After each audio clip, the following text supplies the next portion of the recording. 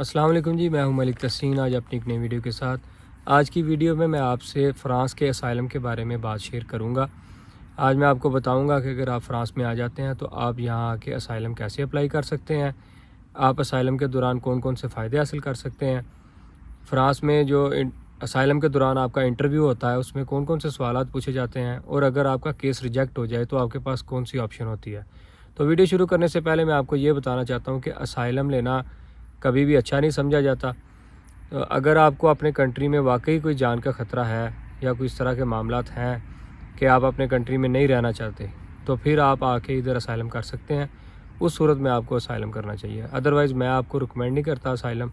आपको दूसरे वीज़ाज़ पे इधर आना चाहिए, क्योंकि विज़िट वीज़े पे जब आप आते हैं तो आपके पास असाइलम की ही ऑप्शन होती है। इसलिए आप कोशिश करें कि आप जॉब सीकर वीज़ा पे, स्टडी वीज़ा पे या बिज़नेस वीज़ा पे इधर आएँ। तो अगर आप लेट्स सपोज़ किसी वजह से आ गए हैं, आपने अपनी कंट्री में नहीं रहना, तो मैं आपको इसमें तफसील से बताता हूँ कि आप फ़्रांस में जब पहुँच जाते हैं तो उसके बाद आपको क्या मामलात करने पड़ते हैं। सबसे पहले जब आप फ़्रांस पहुँच जाते हैं तो आपको ये करना होता है कि आपने जो असाइलम सेंटर का नंबर होते हैं, कॉन्टैक्ट नंबर, वो हासिल करने होते हैं। सबसे पहले आप सिम ख़रीदें। जहाँ से आप सिम ख़रीदेंगे उन्हीं से आप पूछें कि असाइलम सेंटर के कोई नंबर दे दें, उनके पास थोड़ी बहुत जानकारी होती है। या आप पहले से ही अगर आपका कोई फ़्रांस में रहने वाला, जानने वाला है, तो आप उससे थोड़ी बहुत इन्फॉर्मेशन ले सकते हैं, नंबर वगैरह आप कलेक्ट कर सकते हैं उनसे। लेट्स सपोज़ आप पेरिस में आ जाते हैं तो वहाँ आके आप अगर नंबर आपको मिल जाते हैं, उस पे आपने ऐसा करना है कि आपने सुबह जब ऑफ़िस खुलते हैं 8 बजे ट्राई करना शुरू करनी है कॉल करने के लिए। आपको पता है कि हर बंदे की ख्वाहिश है कि वो यूरोप में किसी तरीके से सेटल हो जाए, इसलिए यूरोप के हर कंट्री में बहुत ज़्यादा रश है। ख़ासकर जर्मनी और फ्रांस में बहुत ज़्यादा रश है इस वक्त असाइलम सीकर का। तो जब आप आ जाते हैं इधर, आपने कॉल करनी होती है, कॉल पे आपने अपॉइंटमेंट बुक करनी होती है। तो अपॉइंटमेंट आपने जब बुक करनी है, हो सकता है इसमें आपको थोड़ी सी दुश्वारी हो और आपका काफ़ी ज़्यादा इसमें टाइम लग जाए। हो सकता है आपकी पहले दिन कॉल ना मिले, दूसरे दिन ना मिले, 1 हफ़्ता भी इसमें लग सकता है। आपने ये घर से सोच के आना है कि जब मैंने उधर पहुंचना है असाइलम के लिए, मुझे हो सकता है कि कोई 8-10 दिन वेट करना पड़े। तो मुख्तलिफ़ कंट्रीज़ में मुख्तलिफ़ तरीक़ाकार है। फ़्रांस में बहरहाल इस वक्त यही तरीक़ाकार है कि आपने फ़ोन करके अपनी अपॉइंटमेंट को बुक करना होता है और अपॉइंटमेंट पे जाके आपने उन्हें बताना होता है कि मैंने जी असाइलम करना है। तो सिंपली वो आपकी एप्लीकेशन ले लेते हैं, और अगर आप उनके पास अकामोडेशन हो आपको रखने के लिए तो रख लेते हैं, अगर ना हो तो वो फिर आपको मज़ीद टाइम दे देते हैं। कहते हैं कि आप जहाँ पे रह रहे हैं वहीं रखें, हम आपसे मेल पे और कॉल करके आपसे कांटेक्ट कर लेंगे। तो ज़्यादा टाइम नहीं लगता, ज़्यादा से ज़्यादा 1 हफ़्ता लगता है। इसके दौरान वो आपसे रब्ता कर ही लेते हैं। फिर आप वहाँ जब वो कॉल करते हैं आपको, तो उस दिन आपने वहाँ पे जाना होता है। वो आपको आपकी टेम्परेरी अकामोडेशन में भेज देते हैं, जहाँ पे आपने आर्जी तौर पे रहना होता है। उस दौरान जब आप आर्जी रहाइश आपको मिल जाती है तो आपके सोने का, खाने पीने का जो भी मामलात होते हैं वो सारे उनके अंडर आ जाते हैं। आपको खुद से कोई ख़र्चा नहीं करना पड़ता। शुरू में जो 8-10 दिन है वो आपने थोड़े बहुत अरेंज करके आने हैं, किसी दोस्त के पास रुक जाएं या फिर आपको होटल लेना पड़ेगा। तो जब आपको आर्जी रहाइश मिल जाती है तो उस दौरान फिर वो आपसे कहते हैं कि आप हमें अपनी स्टोरी लिख के दें। आपने उन्हें अपनी स्टोरी लिख के देनी होती है। जहाँ पे आप रह रहे होते हैं उधर ही सोशल ऑफिस कोई होता है या उधर ही होता है या आपके पास ही कहीं, वो आपको लोकेशन बता देते हैं जहाँ पे आपने, अगर आपको कोई मसला आता है उस रहाइश में, तो आपने जाके उनसे कांटेक्ट करना है, या कोई भी आपको काम होता है तो आप उनसे रब्ता कर सकते हैं। वैसे भी डेली बेसिस पे वो आपसे मिलते रहते हैं। तो ऐसा होता है कि वो आपको कहते हैं कि आप 21 दिन के अंदर अपनी स्टोरी लिख के दें। आपने अपनी 21 दिन के अंदर स्टोरी लिख के देनी होती है कि आपको क्या मसले मसाइल हैं, क्यों आप फ्रांस में आए हैं और आपने अपना कंट्री क्यों छोड़ा है। आपने ये ध्यान से स्टोरी बना के बतानी है, जो भी है, या ओरिजिनल है, जैसे भी आपने इधर रहना है।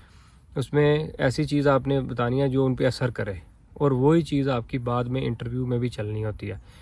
तो उस दौरान जब आप उनकी टेम्परेरी रहाइश में रहते हैं तो वो आपसे स्टोरी भी लिखवा लेते हैं, और आपका फिर मेडिकल भी वो करवाते हैं, आपकी वैक्सीनेशन वगैरह होती है, और उसके अलावा वो आपके फ़िंगरप्रिंट भी ले लेते हैं। फ़िंगरप्रिंट इसलिए लेते हैं कि एक तो वो असाइलम के फ़िंगरप्रिंट होते हैं, और दूसरा वो पता चलवाते हैं कि क्या आप किसी और कंट्री में वीज़े पे तो नहीं आए, या आप फ्रांस तक पहुंचते हुए किसी रास्ते में किसी दूसरे कंट्री में आपके फ़िंगर तो नहीं हुए। तो ये इस सूरत में वो आपके फ़िंगरप्रिंट ले लेते हैं। इसके बाद वो आपको रेसिपीसी इशू कर देते हैं। रेसिपीसी आर्जी वीज़ा होता है जो आपको तकरीबन 6 महीने या 10 महीने का मिलता है। उस दौरान इन्होंने आपके इंटरव्यू सारे फ़ैसले करने होते हैं। तो जब आप वहाँ टेम्परेरी अपनी रहाइश में आ जाते हैं, चाहे आप अकेले हैं या फैमिली के साथ हैं, उस हिसाब से आपको रूम मिलता है। अकेले हैं तो शेयरिंग में मिलेगा, फैमिली के साथ हैं अलग रूम मिल जाता है। तो उधर ही आपका थोड़ा बहुत किचन का अरेंज हो जाता है, वाशरूम वगैरह हर चीज़, मतलब वहाँ पे टेम्परेरी तौर पे सहूलत आपको मिल जाती है। फैमिलीज़ को मोस्टली वहाँ टेम्परेरी जगह पे 1 महीने के लिए रखते हैं, और इस दौरान अगर आप कोई बीमार हो जाते हैं या आपके जो डेली के अखराजात हैं तो वो सारे उनके अंडर ही होते हैं। वो आपका निज़ाम चलाते रहते हैं, या पैसे दे देते हैं या आपको ग्रोसरी कार्ड दे देते हैं।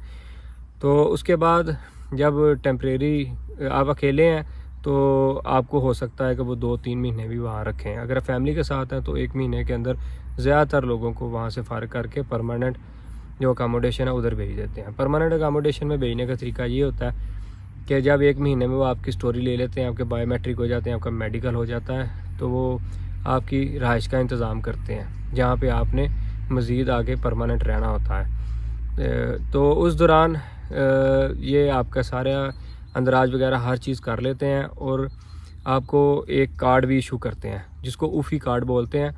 वो वीज़ा कार्ड तो नहीं होता, लेकिन उससे आप किसी भी जगह पे शॉपिंग कर सकते हैं, अपनी ग्रोसरी वगैरह ख़रीद सकते हैं, लेकिन कैश विड्रा नहीं करा सकते। तो वो पैसे उसी वक्त जब वो कार्ड देते हैं नहीं आते, तकरीबन 45 दिन लग जाते हैं उसमें पैसे आने में। उस दौरान वो आपको कैश में पैसे देते रहते हैं। जब 1 महीने के बाद वो आपको आपकी परमानेंट रहाइश में भेज देते हैं, तो उस दौरान उनका तरीकाकार ये होता है कि वो आपको टिकट बाई करके देते हैं, आपको बस या ट्रेन में आपको वो छोड़ देते हैं। तो आपको वो लोकेशन पे आपको वो लोकेशन दे देते हैं, तो उस लोकेशन पे आपने जाके खुद पहुंचना होता है। जब आप वहाँ पे पहुंचते हैं तो वहाँ पे पहले से ही सोशल वर्कर आपका इंतज़ार कर रहे थे। उन सोशल वर्कर्स को आपकी सारी इन्फॉर्मेशन होती है, तो वो आपको अपने साथ ले जाते हैं अपने ऑफिस में। सबसे पहले लेके जाके आपको पूछेंगे कोई मसला मसाइल है तो बता दें। अगर आप बीमार हैं या आपके पास जो भी मसला मसाइल है, पैसों का भी आप उनसे मुतालबा कर सकते हैं, तो वो आपको देते हैं। फिर बाद में वो आपसे कार्ड लेंगे, जब आपके कार्ड में आएंगे पैसे 45 दिन के बाद कार्ड में आ जाते हैं। तो जब वो आपको अपने ऑफिस में ले जाते हैं, उसके बाद वो आपको आपकी परमानेंट रहाइश में भेज देते हैं। फैमिली है तो उसको अलग से छोटा सा घर भी मिल जाता है बच्चों के हिसाब से, और अगर अपार्टमेंट है तो वो भी बच्चों के हिसाब से। लेट्स सपोज अगर जितने बच्चे हैं उतने रूम का आपको अपार्टमेंट मिलता है। एक हस्बैंड वाइफ का, अगर 2 बच्चे हैं तो 2 कमरे और, मतलब 3 कमरों का मिलेगा। अगर 4 बच्चे हैं तो उस हिसाब से बड़ा अपार्टमेंट मिलता है। तो जब आप अपने परमानेंट अकामोडेशन में आ जाते हैं तो आपने अपना ख़रीदो फरोख्त का जो मामला है सारा वो आपने ऊफ़ी कार्ड से करना होता है। तो ऊफ़ी कार्ड आपके 45 दिन के अंदर पैसे आ जाते हैं। उन पैसों वो पैसे तकरीबन, अगर आप 4 लोग हैं तो आपको तकरीबन 5 से 550 यूरो उसमें मिलते हैं। उस हिसाब से अगर जितने ज़्यादा लोग हैं तो पैसे थोड़े बहुत बढ़ते जाते हैं। तो ये पैसे इसमें काम चल ही जाता है बंदे का। ग्रोसरी ही ख़रीदनी होती है, अगर आप दूसरे मामलात में जाएंगे तो फिर थोड़ी सी मुश्किल हो जाती है। तो बहरहाल काम चलता है। आपको वो अकामोडेशन फ्री में दे देते हैं, खाने के पैसे देते हैं, तो मेरे ख्याल से इससे बढ़ के और क्या हो सकता है। और अगर आपके बच्चे हैं तो उस दौरान फिर वो आपका एडमिशन भी करवाते हैं बच्चों का, और आपको लैंग्वेज सीखने के लिए भी मौका देते हैं। आपसे पूछते हैं आपने लैंग्वेज सीखनी है, और डेली की एक्टिविटीज़ जो होती हैं उसमें भी वो आपको फ़ोर्स नहीं करते, लेकिन आपसे पूछते रहते हैं कि क्या आप यहाँ पे काम करना चाहते हैं। वो काम आपको करना चाहिए उस दौरान, क्योंकि उस काम के बाद में आपको पेपर मिलते हैं। पेपर का क्या फ़ायदा होता है, इंटरव्यू में आप दिखा सकते हैं कि हमारी आपके कंट्री के साथ इंटरेक्शन है, हम इधर रहना चाहते हैं, हम इधर काम कर रहे हैं, हम इधर लैंग्वेज सीख रहे हैं, हमारे बच्चे यहाँ पे पढ़ रहे हैं। ये चीज़ें बाद में जो एक्टिविटीज़ आप करते हैं वो इंटरव्यू में आपको फ़ायदा देती हैं। तो ये मामला तो होते हैं। इस दौरान फिर आपका इंटरव्यू आ जाता है। समझ लें कि जब आप फ्रांस में दाखिल होते हैं तो उसके 3 या 4 महीने के अंदर अंदर आपका पहला इंटरव्यू आ जाता है। तो उस पहले इंटरव्यू की तैयारी आपने क्या करनी है, आपने जो स्टोरी शुरू में लिख के दी होती है उसको आपने प्रैक्टिकली देखना होता है। अगर आप मियाँ बीवी दो हैं तो आप दोनों ने एक ही स्टोरी याद करनी है। ऐसा नहीं कि इंटरव्यू के दिन आपका अलग अलग इंटरव्यू होता है, आप कुछ और बताएं, आपकी वाइफ कुछ और बताए, तो आपने सेम चीज़ दोनों ने एक तरह ही बतानी होती है। तो इंटरव्यू डे पे आपने खुद जाना होता है, पेरिस में ही इंटरव्यू होता है। तो जब आप इंटरव्यू करिए वहाँ पे पहुँचते हैं, आपने टाइम से पहले ही पहुँच जाना होता है। तो आप वहाँ पे अपना इंटरव्यू की जो अपॉइंटमेंट होती है वो शो करानी होती है, वो आपके पास लाजमी पेपर होना चाहिए और साथ आपके पास RCPC जो आपको आर्जी वीज़ा मिलता है वो होना चाहिए। तो जब आपका इंटरव्यू होता है तो उसमें एक इंटरव्यू लेने वाला होता है जिसको आप जज बोल सकते हैं, और एक ट्रांसलेटर होता है जो आपकी जो अपनी ज़बान है उसमें वो आपकी हेल्प करता है ट्रांसलेशन करवाने में। तो वो आपसे मुख्तलिफ़ किस्म के क्वेश्चन पूछते हैं जो आपने लिख के उन्हें दिए होते हैं। तो उसमें आपने ये इस तरह की स्टोरी तैयार करनी होती है, या आपकी अगर जेन्युइन स्टोरी है कि उनको आप यकीन दिला सकें कि आपके साथ वाकई ये मामलात हैं जिसकी वजह से आपने अपना कंट्री छोड़ के फ्रांस में आए हैं। तो बेहतर आपके लिए ये है कि आपके पास आप पे जो जुल्म हुआ है आपके कंट्री में, या आपको कोई जान का ख़तरा था या जो भी है XYZ, आपके पास उसके एविडेंस भी होने चाहिए। मतलब आपके पास अगर कोई व्हाट्सएप चैट है, आपके पास कोई न्यूज़पेपर की रिपोर्ट है, आपके पास कोई टीवी की वीडियो है, CCTV वीडियो है, या कोई FIR है, इस तरह के एविडेंस भी आपने इंटरव्यू में साथ लेके जाने होते हैं। इससे आपका केस बहुत ज़्यादा स्ट्रॉन्ग हो जाता है। तो जब आपका इंटरव्यू हो जाता है, बड़ा अच्छा माहौल होता है वहाँ पे, आप पे कोई प्रेशर नहीं डालता, बस आपसे क्वेश्चन पूछे जाते हैं तो वो सारे नोट डाउन कर लेते हैं कि इस बंदे ने हमें ये इन्फॉर्मेशन दी है। तो आप जब इंटरव्यू दे के वहाँ से आते हैं तो उसके बाद आपको इंतज़ार करना होता है अपने जवाब का।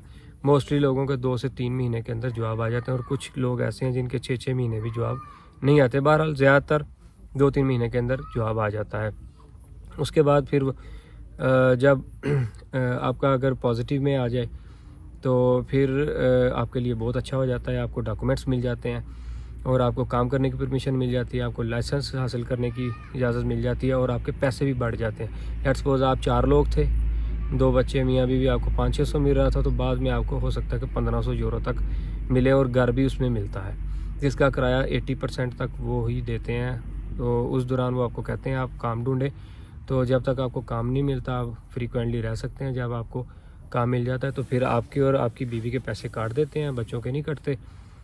तो ये मामला होता है। और इस दौरान आपके बच्चे भी स्कूल जा रहे होते हैं। 5वीं तक अगर आपके बच्चे हैं तो वो स्कूल में उनको एडमिशन स्कूल में मिलता है। जब बच्चे अगर आपके 6ठी क्लास से ऊपर हैं, मतलब 6ठी से शुरू होते हैं, तो फिर इधर कॉलेज में जाना पड़ता है उन्हें। जब कॉलेज में बच्चे जाते हैं तो वहाँ भी उन्हें कॉलेज के लिए बेनिफिट भी मिलते हैं। समझ लें कि हर 2 महीने बाद को 200 यूरो तक बच्चों को भी पॉकेट मनी मिलती है, जिससे वो अपनी स्टेशनरी वगैरह, कपड़े वगैरह ख़रीद सकते हैं।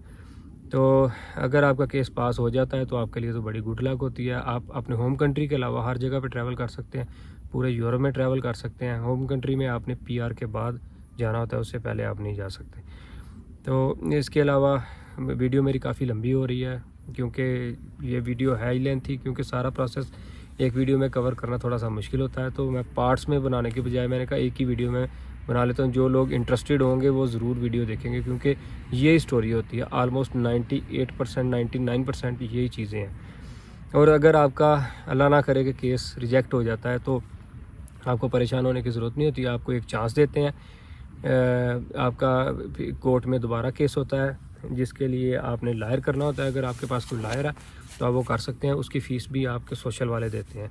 और अगर आपके पास लायर नहीं है अपना, तो आप अपने सोशल वालों की कह सकते हैं मेरे पास लायर नहीं, आप मेरे लिए लायर अरेंज करते हैं, तो वो कर देते हैं। आपके केस की रिजेक्शन आने के 14 दिन के अंदर आपने अपना केस दायर करना होता है। उसके बाद फिर आपको इंटरव्यू आ जाता है। वो इंटरव्यू 2 महीने में, 1 महीने में आ जाता है। और जब आपको वो इंटरव्यू दोबारा होता है उसमें आपने मज़ीद यही चीज़ें बतानी होती हैं।